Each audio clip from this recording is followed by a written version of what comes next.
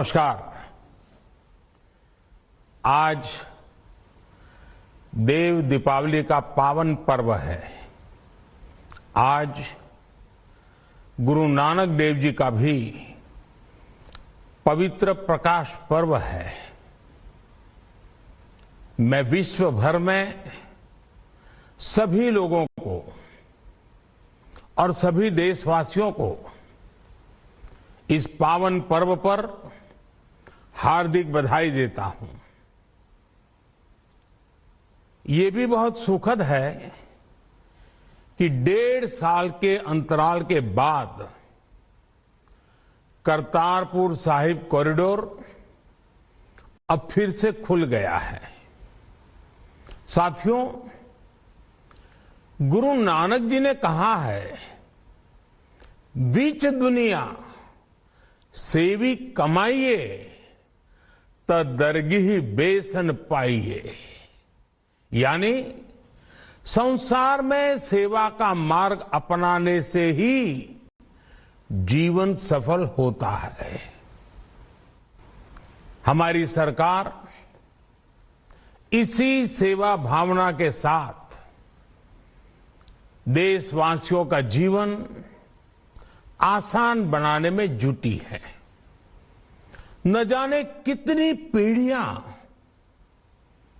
जिन सपनों को सच होते देखना चाहती थी, भारत आज उन सपनों को पूरा करने का भरपूर प्रयास कर रहा है।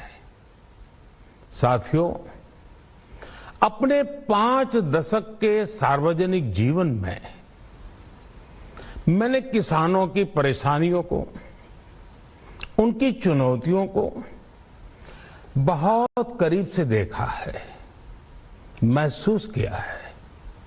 इसलिए जब देश ने मुझे 2014 में प्रधानमंत्री के रूप में सेवा का अवसर दिया, तो हमने कृषि विकास, किसान कल्याण को सर्वोच्च प्राथमिकता दी।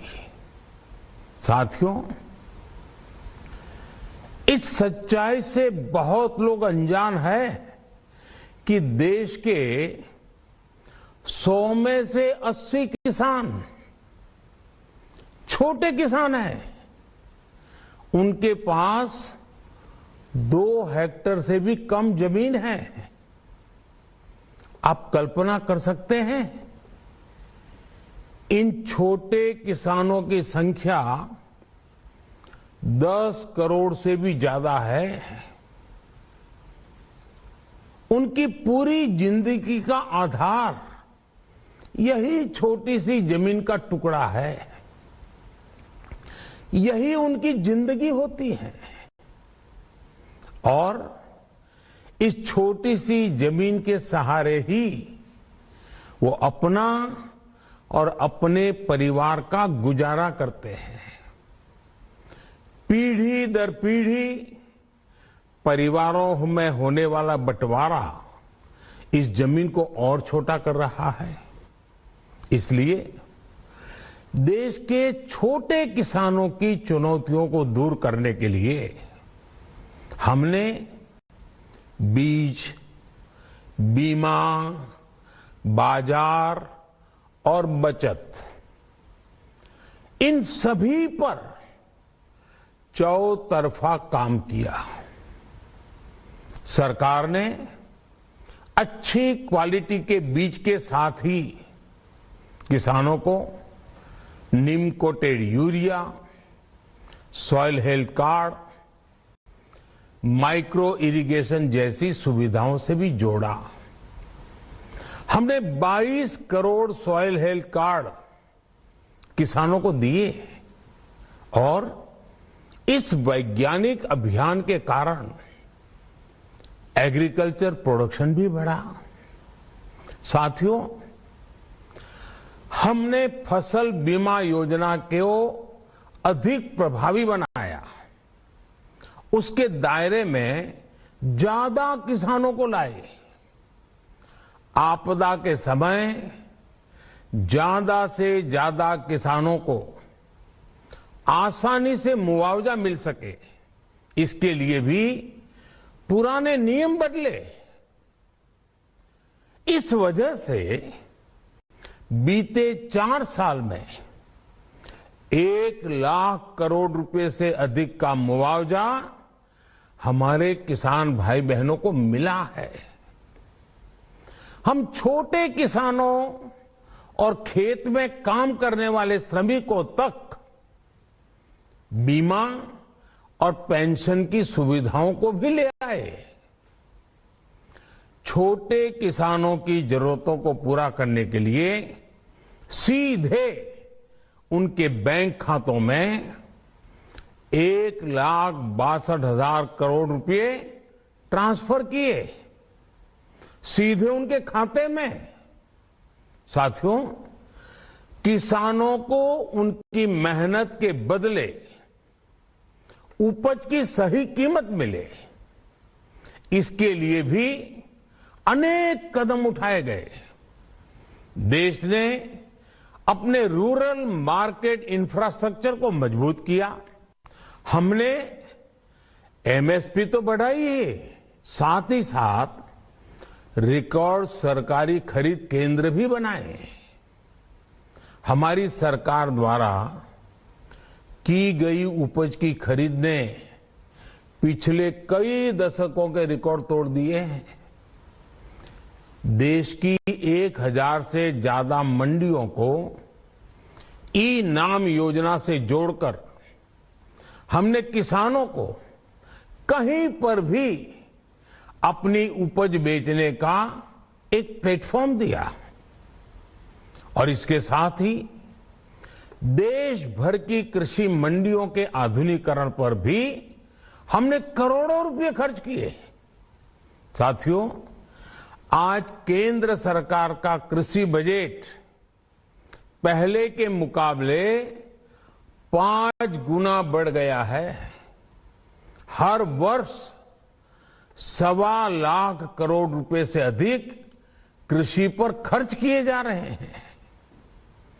1 लाख करोड़ रुपए के एग्रीकल्चर इंफ्रास्ट्रक्चर फंड के माध्यम से गांव और खेत के नजदीक भंडारण, इसकी व्यवस्था, कृषि उपकरण जैसी अनेक सुविधाओं का विस्तार, ये सारी बातें तेजी से हो रही है। छोटे किसानों की ताकत बढ़ाने के लिए 10,000 एफपीओ किसान उत्पादक संगठन बनाने का अभियान भी जारी है। इस पर भी करीब 7,000 करोड़ रुपए खर्च किए जा रहे हैं। माइक्रो इरिगेशन फंड के आवंटन को भी 2 गुना करके 10,000 करोड़ रुपए कर दिया गया है। हमने क्रॉप लोन भी 2 गुना कर दिया, तो इस वर्ष 16 लाख करोड़ रुपए हो जाएगा। अब पशुपालकों को मछली पालन से जुड़े हमारे किसानों को भी किसान क्रेडिट कार्ड का लाभ मिलना शुरू हो गया है। यानी हमारी सरकार किसानों के हित में हर संभव कदम उठा रही है, लगातार एक के बाद एक नए कदम उठाती जा रही है।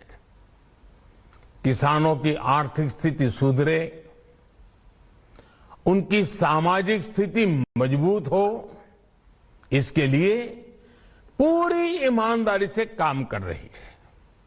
साथियों,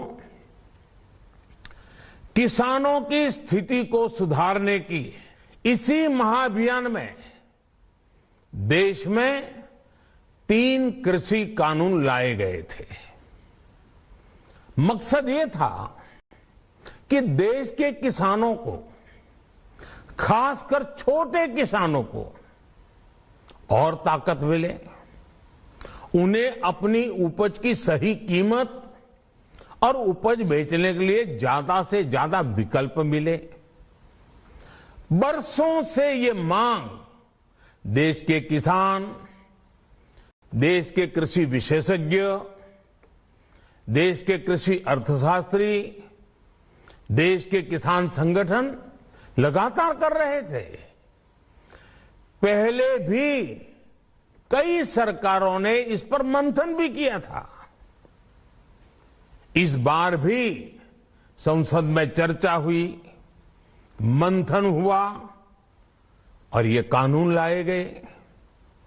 देश के कोने कोने में कोटि कोटि किसानों ने, अनेक किसान संगठनों ने इसका स्वागत किया, समर्थन किया। मैं आज उन सभी का बहुत बहुत आभारी हूं, धन्यवाद करना चाहता हूं।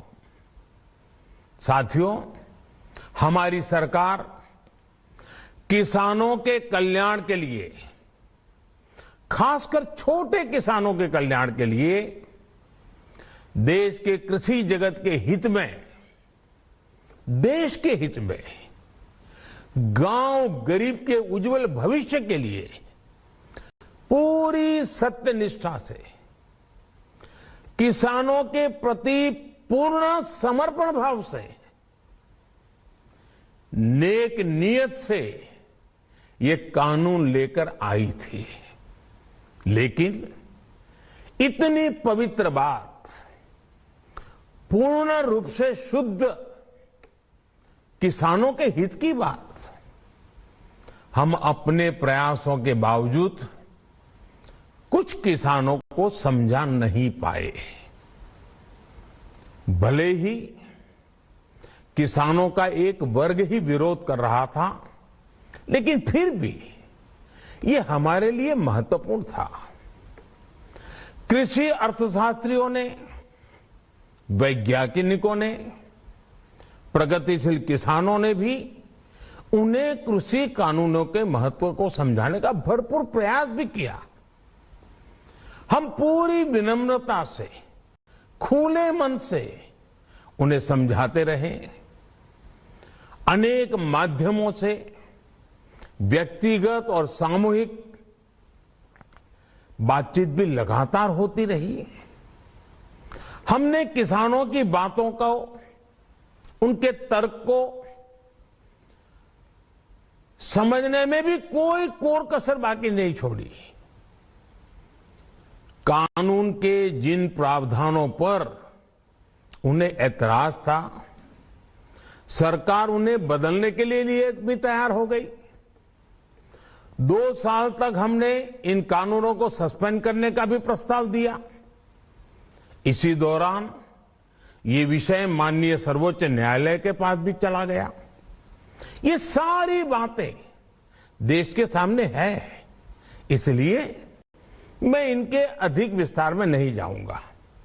साथियों, मैं आज देशवासियों से क्षमा मांगते हुए सच्चे मन से और पवित्र हृदय से कहना चाहता हूं कि शायद हमारी तपस्या में ही कोई कमी रही होगी, जिसके कारण दिए के प्रकाश जैसा सत्य कुछ किसान भाइयों को हम समझा नहीं पाए। आज गुरु नानक देव जी का पवित्र प्रकाश पर्व है। ये समय किसी को भी दोष देने का नहीं है। आज मैं आपको, पूरे देश को ये बताने आया हूं कि हमने 3 कृषि कानूनों को वापस लेने का, रिपील करने का निर्णय लिया है। इस महीने के अंत में शुरू होने जा रहे संसद सत्र में, इसी महीने में, हम 3 कृषि कानूनों को रिपील करने की संवैधानिक प्रक्रिया को पूरा कर देंगे। साथियों, मैं आज अपने सभी आंदोलनरत किसान साथियों से आग्रह कर रहा हूं, आज गुरु पर्व का पवित्र दिन है। अब आप अपने अपने घर लौटे, अपने खेत में लौटे, अपने परिवार के बीच लौटे। आइए एक नई शुरुआत करते हैं, नए सिरे से आगे बढ़ते हैं। साथियों, आज ही सरकार ने कृषि क्षेत्र से जुड़ा एक और अहम फैसला लिया है। जीरो बजट खेती यानी प्राकृतिक खेती को बढ़ावा देने के लिए